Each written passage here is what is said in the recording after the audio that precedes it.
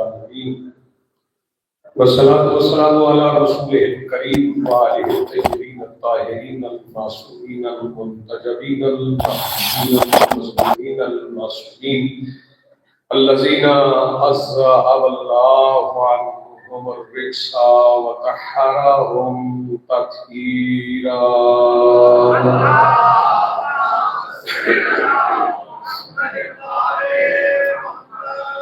ولعنة الله على أعدائهم ومنكر فضائلهم من يومنا هذا إلى يوم الدين. أما بعد، قال الله تعالى سبحانه في محكم كتابه المجيد: بسم الله الرحمن الرحيم. إنما يريد الله ليذهب عنكم الرجس أهل البيت ويطهركم تطهيرا.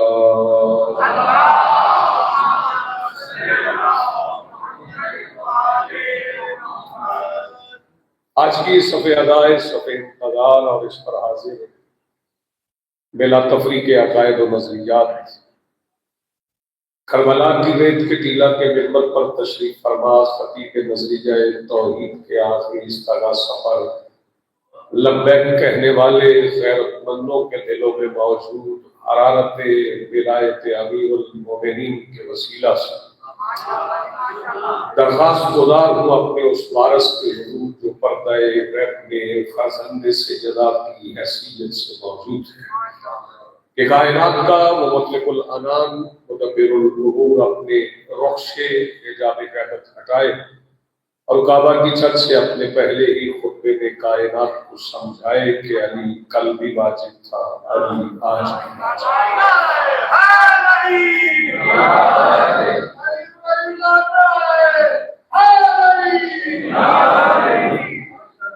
حاضرین محترم،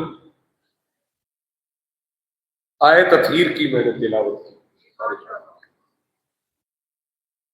معروف آیت مبارکہ ہے۔ اس کا شان نزول حدیث قصہ ہے۔ شان نزول اس ماحول، اس واقعہ کو کہا جاتا ہے جس میں اللہ رب العزت آئے مبارکہ کو نازل کرتا ہے۔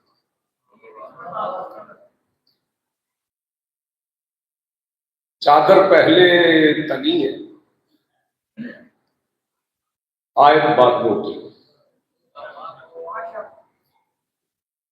پہلے سرکار نے چادر بیٹی سے مانگی،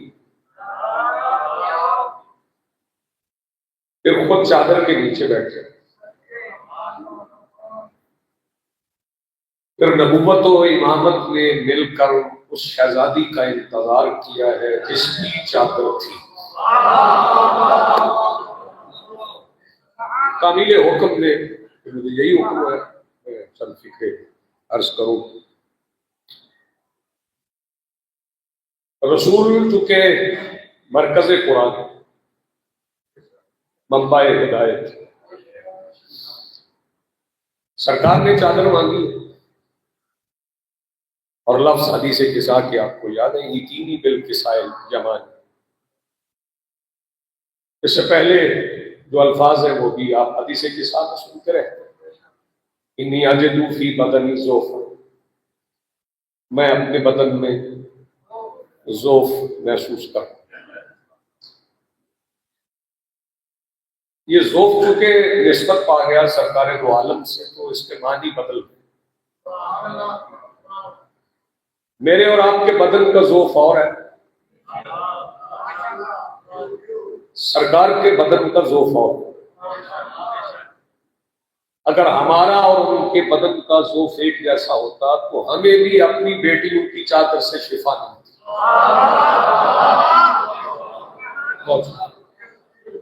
ہمیں بیٹیوں کی چادروں سے شفا نہیں ملتی۔ پہلا فکرہ میں فضیلت کا کہہ رہا ہوں بادشاہ جی کی دعا کے ساتھ، جس بیٹی کی چادر سے باپ کو شفا ملتی ہے اسی کے بیٹے کے پیروں سے خاک شفا بنتی ہے۔ مرکز ایسا ہے شفا کا۔ سرکار نے چادر مانگی ہے بیٹی سے. پھر میرے مولا حسن آ گئے، پھر حسین آ گئے، پھر علی آ گئے. 4 ہستیاں چادر کے نیچے، 4 مرد اللہ کے چادر کے نیچے جمع ہو گئے. جب 4 مرد جمع ہو گئے، اور مرد بھی وہ ہیں کہ سارے مرکز قرآن بھی ہے، وارث قرآن بھی ہے، لیکن اللہ نے آیت کو اس وقت تک نازل نہیں کیا جب تک شہزادی چادر کے نیچے نہیں.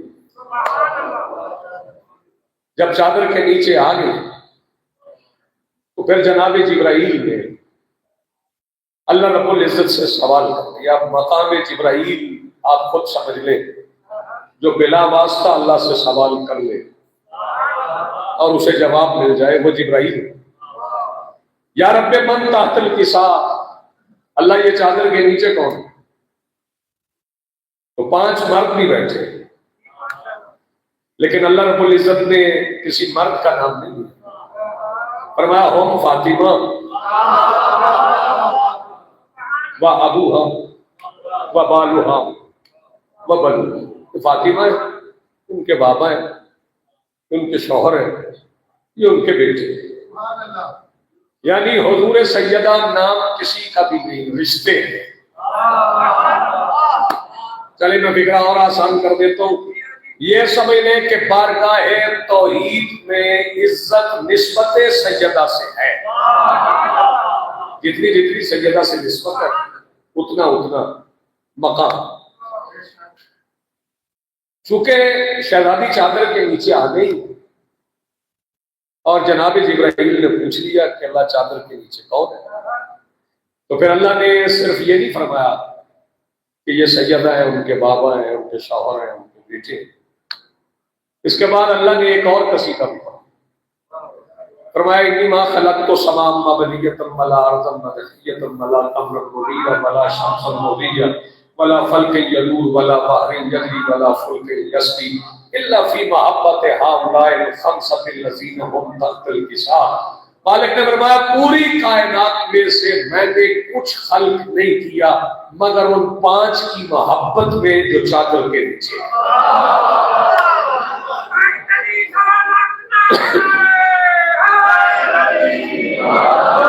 ان 5 کی محبت میں جو چادر کے نیچے.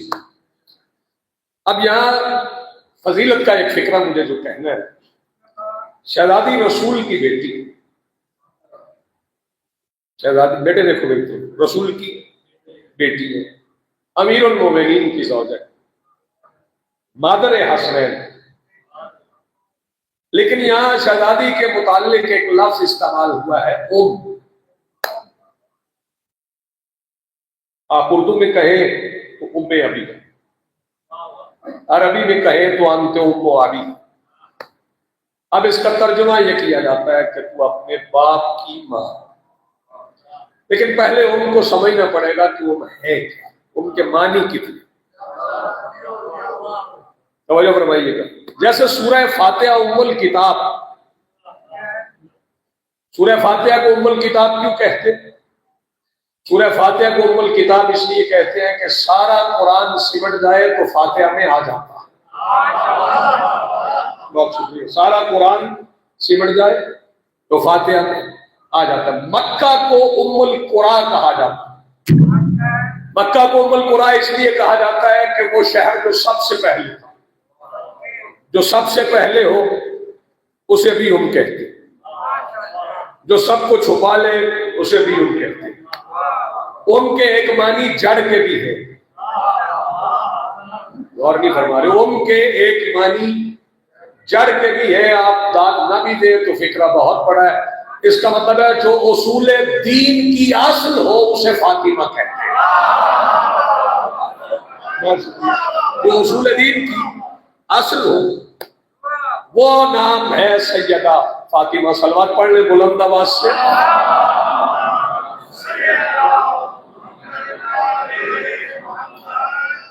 اچھا پھر اس شہزادی کے متعلق ایک پورا سورہ مبارکہ قرآن حکیم. بندے کہتے ہیں نام نہیں ہے، تو یہ نام ہی ہے. بسم اللہ الرحمن الرحیم، انا اعطیناک الکوثر، ہم نے آپ کو الکوثر عطا کیا. فصلی لربک، اب اپنے رب کے لیے صلاۃ پڑھو. صلاۃ آپ جانتے ہیں، بس اگر یہ ترجمہ اس کا جو فارسی میں ہوا وہ نماز ہے. نماز فارسی کی لفظ ہے، اور اسلام سے پہلے بھی یہ لفظ موجود ہے. اعلان اسلام سے پہلے بھی نماز کی لفظ موجود تھی. یہ دو الفاظ کا مجموعہ ہے. یعنی یہ سمجھ لیں کہ اپنی ذات کی نفی کو نماز کہتے ہیں، اپنے نہ ہونے کے اعتراف کو نماز کہتے ہیں، اور جس کے سامنے جھکا جائے اس کی ذات کے اقرار کو نماز کہتے ہیں. یہ فارسی کی لفظ ہے، لیکن عربی میں صلاۃ ہے. اللہ رب العزت یہ کہہ رہا ہے اس حبیب سے جو پہلے نماز پڑھتے تھے، تو اللہ نے کہا قم اللیل، کہ میرا حبیب رات کے کچھ حصے میں نماز پڑھا کر، کچھ حصے میں آرام کیا کر. وہ جس کو زیادہ دیر اللہ اپنے دربار میں کھڑا رکھنا پسند نہیں کرتا، اس حبیب سے کہہ رہا ہے بطول کے دروازے پہ کھڑا ہو. مصلی لربک، اپنے رب کے لیے. اس کا مطلب ہے دروازہ بطول پہ کھڑا ہونا، یہ اللہ کے لیے. اس کا مطلب ہے دروازہ بطول کا احترام نہ کرے وہ توحید کا احترام نہیں کرتا. فصلی لربک وانحر، اور یہ بھی یاد رکھیے گا کہ اللہ رب العزت میں وانحر کی پوری تشریح میں نہیں جاؤں گا. اللہ نے صلاۃ کے ساتھ نہر کو رکھ کر یہ واضح کر دیا کہ قربانی بھی اسی کی قبول ہے جو تعظیم سیدہ کرے. جو شرانی کی تعظیم کرے گا قربانی بھی اسی کی قبول. اور اس کے بعد اللہ رب العزت نے عجیب کلام فرمائے ان شان کا وہ ون ابتر، تو تیرا دشمن ہے وہ ابتر. ابتر کے معنی کیا ہے؟ بعض افراد نے گھٹیا لکھا اس کا نہ. ابتر کے معنی ہے بے اولاد، بے نسب، بے نشان. جو تیرا دشمن ہے وہ بے اولاد ہے. میں اپنی طرف سے معنی کرتا جاؤں گا تو یہ کیا سنوں؟ میرا دل چاہ رہا ہے بابا جی کہ میں وہ معنی بتاؤں جو میرے امام نے کی. جو مولا حسن نے معنی بتایا اب کر کے وہ سن لیں، لطف لیجیے. پھر اس کے بعد وہ بھی مسائل کے 5:30 بجے سبھی علم کو بھی برآمد ہو گئے. مولا حسن نے جو بتائے اب کر کے معنی وہ سن. مولا دربار شام میں تھے، ممبر پہ میرے مولا تشریف فرمائے کہ مولا اپنے فضائل پڑھ رہے ہیں کہ مجمع میں سے ایک بندہ اٹھا، اس نے کہا فضائل بعد میں پڑھیے گا، پہلے اپنا تعارف کروں. مولا نے فرمایا میں اپنا تعارف کرواتا ہوں، پہلے تو اپنا نام بتا. وہ جہاں بیٹھا تھا وہیں کھڑا ہو گیا اور اس نے کہا جی میں فلاں ہوں اور فلاں کا بیٹا ہوں. مولا نے فرمایا یہ جو تو کہہ رہا ہے کہ میں فلاں کا بیٹا ہوں، یہ جو تو اپنے باپ کا نام بتا رہا ہے، یہ وہی نہیں ہے جس نے میرے نانا کو اب تک کہا تھا؟ اس نے کہا جی وہی ہے. مولا نے فرمایا میں تو قرآن نہیں پڑھتا، قرآن کہہ رہا ہے کہ شان کا ہو والا اب تک جو تجھے بے اولاد کہے وہ خود بے اولاد ہوتا ہے. قرآن تیرے باپ کو بے اولاد کہہ رہا ہے، پھر تو کس کا بیٹا؟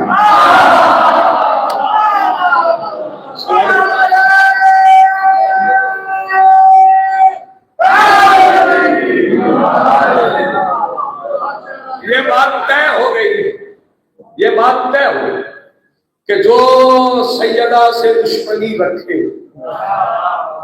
توجہ فرمائیے. اور ایک بات میں اور عرض کر دوں، آج کل کچھ بندے درود پڑھتے ہیں، ٹیلی ویژن پہ میڈیا پہ کچھ تبدیلیاں آ گئی، کچھ نئے اسٹینسل بن گئے، نئی روایتیں بن گئی. مثلا ہم پہلے تلاوت سنا کرتے تھے تو جب تلاوت ختم ہوتی تھی تو وہ کہتے تھے صدق اللہ علی العظیم.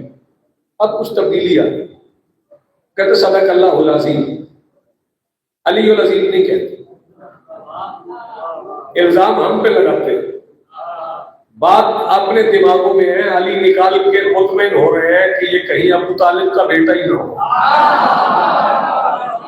اس تبدیلیاں لوگوں نے کر دی. جیسے سرکار کا نام آیا سرکار دو عالم کا تو بندے پہلے کہتے تھے صلی اللہ علیہ وآلہ وسلم. آج کل بندے کہتے ہیں صلی اللہ علیہ وسلم. آلہ ہی نہیں کہتے, آل کا انکار نہیں, آل کا انکار کرتے یعنی سرکار کی آل کا انکار کرتے. اور قرآن پھر بھول گئے ہیں. قرآن کہہ رہے ہیں کہ شادی کا ہو اللہ, جو تجھے بے اولاد کہے وہ خود بے اولاد ہوتا ہے.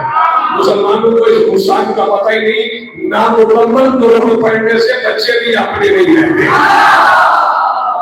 یہ مسلمان بڑی مہربانی, بہت شکریہ. قرآن مکمل ہی تب ہوتا ہے جب آل کا تذکرہ ہو. سلوات پڑھنے ایک بار بلند آواز.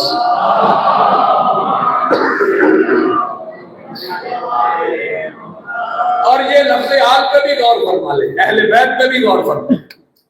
جب یہ آیت نازل ہوئی انما یرید اللہ لیصلبانکم برجال البیت ویطہرکم تطہیرا, تو یہ جو لفظ اہل بیت ہے جب شہزادی آئی ہیں تو پھر آئے. سرکار نے چادر بھی بیٹی کی بنی.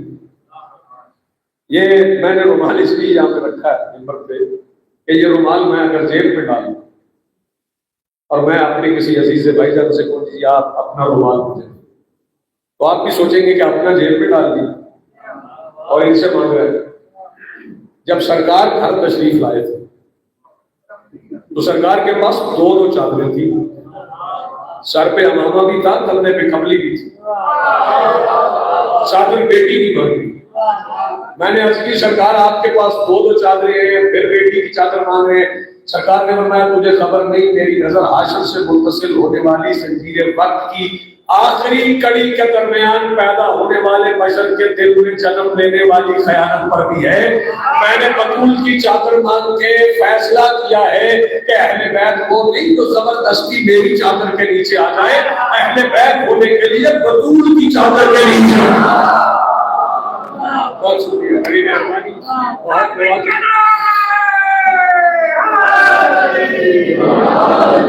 بہت شکریہ, بڑی مہربانی. اچھا, جتنے زیادہ فضائل یہ ذہنوں میں رہے, جتنے زیادہ فضائل اتنے زیادہ مسائل ہوتے ہیں. جس کے جتنے فضائل ہیں اس کو اتنے ہی مسائل. یہ جو فکر ہے مظلومہ عالمین کا کہ صبت علیہ مسائب لو انہا علی الایام, بابا جو مصیبتیں مجھ پہ آئیں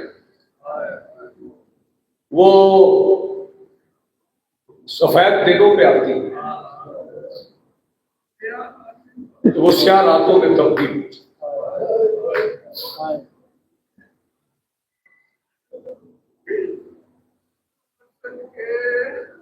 میں بادشاہ جی ایک بات میں بڑا محتاط,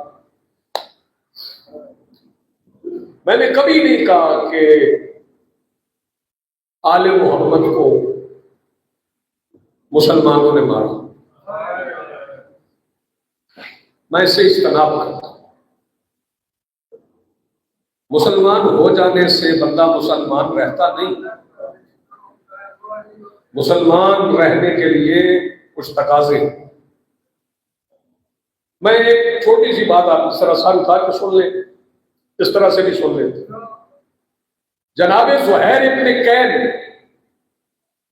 کربلا کے میدان میں لشکر یزید سے مخاطب ہو کے فرما رہے ہیں کہ جب تک میری تلوار حسین بادشاہ کے حکم سے تمہارے خلاف نہیں اٹھتی تب تک تم مسلمان ہو.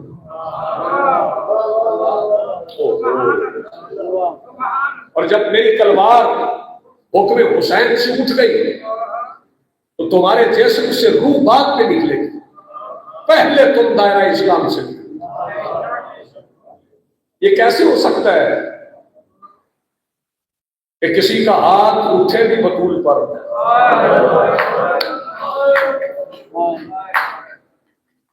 اور وہ رہے بھی مسلمان؟ یہ نہیں ہو سکتا, یہ ممکن نہیں ہے کہ کوئی مرکز اسلام کو, منبع اسلام کو, محور اسلام وسط رسول کو، قلب رسول کو تکلیف پہنچائے اور پھر مسلمان بنے، جبکہ رسول یہ فرما گئے ہو کہ جس نے میری بیٹی کو اذیت دی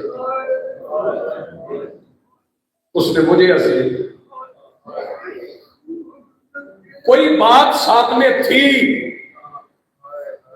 جس کی وجہ سے رسول حسنین کی نانی سے آخری وقت میں کہہ رہے تھے خدیجہ کچھ مار، اور بی بی نے جو کہا رسول پاک کے بار بار اصرار پر بی بی خدیجہ نے کہا تھا بس میری طرف سے اپنی امت کو پیغام دیجیے گا کہ میرے بعد میری بیٹی روئے نہ۔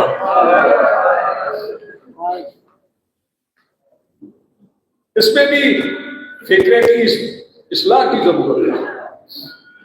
اگر بی بی خدیجہ رسول سے وعدہ لے لیتی نا اور رسول وعدہ کر لیتے کہ میرے بعد میری بیٹی جنی روئے تو پھر کائنات غرق ہو جاتی، رسول کا وعدہ نہ ٹوٹتا تھا۔ بی بی نے فرمایا تھا میری طرف سے اپنی امت کو پیغام دیجیے گا میرے بعد میری بیٹی روئے اور رسول بار بار دروازے پہ کھڑے ہو کر بتا کہ میرے بعد میری بیٹی روئے گا۔ اس فکرے کو سمجھ گئے تو آپ کا آنسو آ جائے گا۔ پیغام امت غلط سمجھ گئی، سارا سامان رونے کا پیدا کرنے کے بعد ایک دن آ کے علی سے کہنے لگے یا علی بطول سے کہو روئے نہ۔ آجو آجو آجو آجو آجو آجو آجو۔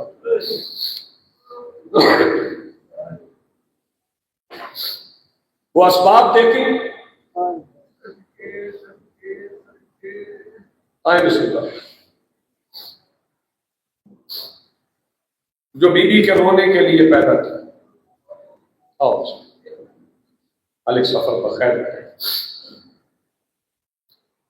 چلے میرا عزیز میرا بھائی عالم عباس آ گیا، میں اور مختصر کروں۔ بڑی زخمی تھی رسول کی بیٹی،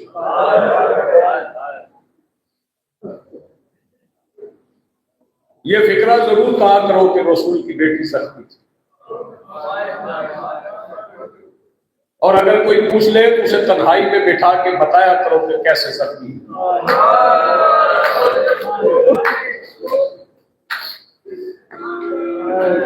سلامت رہے آباد۔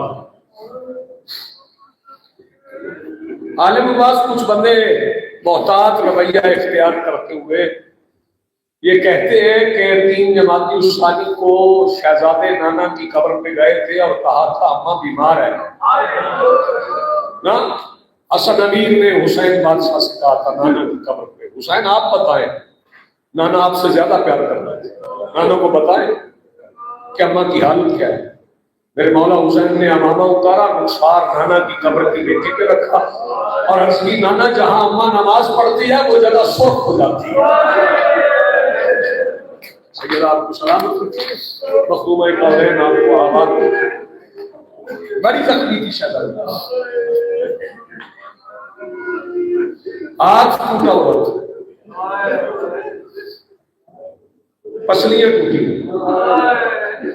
تفصیل کا وقت نہیں ہے، میں ایک فکرے کو بتا جاؤں گا، اور اگر آوازیں بلند کر سکو تو حسن اس پہ آوازیں بلند کر لے، میں دعا دے کے چلا جاؤں گا۔ ہاتھ کیوں ٹوٹا یہ بات میں بتاتا ہوں، پسلیاں ٹوٹنے کی وجہ سن لو۔ دیوار اور دروازے کے درمیان آ گئی تھی،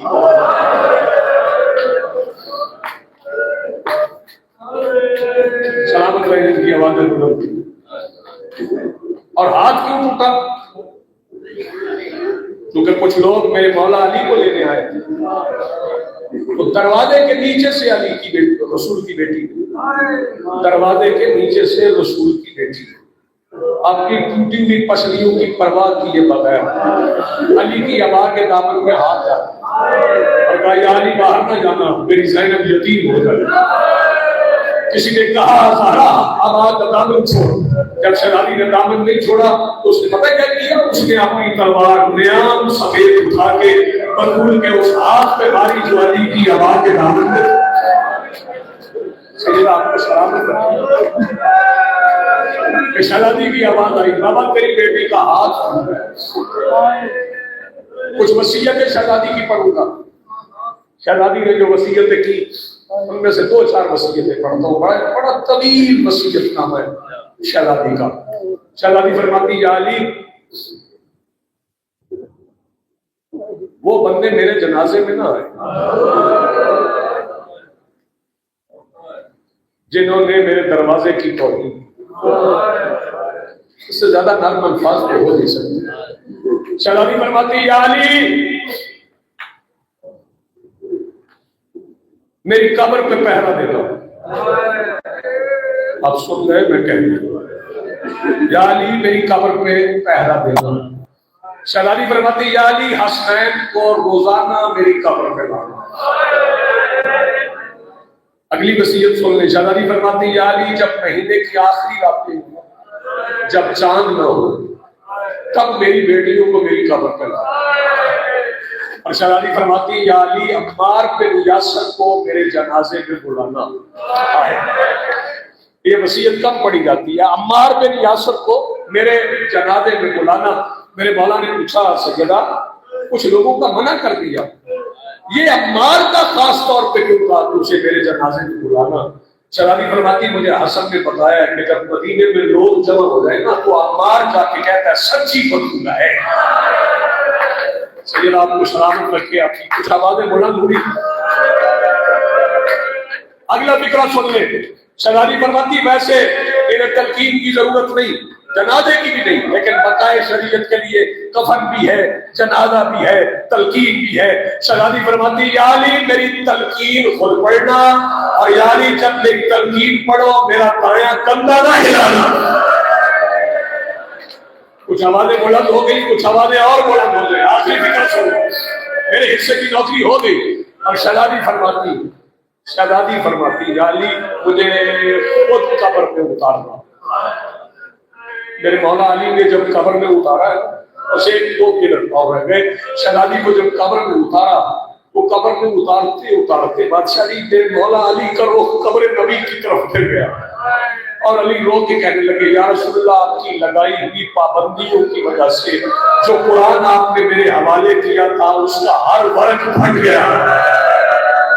اتنی زخمی تھی شہزادی جو بندہ ابھی نہیں سمجھا نا کتنی زخمی تھی. 3 جماعتیں شادی کے بعد ایک دن حسین بابا کی انگلی پکڑ کے مدینے کی گلی میں جا رہے تھے. اچانک حسین کی انگلی چھوڑ دی. حسین مٹی پہ بیٹھ گئے. کچھ نے سر رکھ لیا سامنے علی کی مٹی پہ بیٹھ گئے.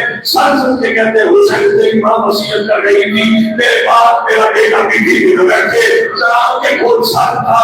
حسین آواز دے کے کہتے بابا میں نافرمانی نہیں کرتا. تھوڑی دیر بیٹھ میں آنکھیں بھی کھولوں گا مٹی سے کھولوں گا. حسین فرماتے ہیں شمالی فرماتے ہیں حسین سب اتنا بتا دے مٹی میں بیٹھا کہ تو آنکھیں بند نہیں کی. حسین کہتے ہیں بابا آنکھیں اس لیے بند کی سامنے سے وہ بندہ آ رہا تھا جس نے میرے سامنے میری ماں کو دور رکھا تھا. میری ماں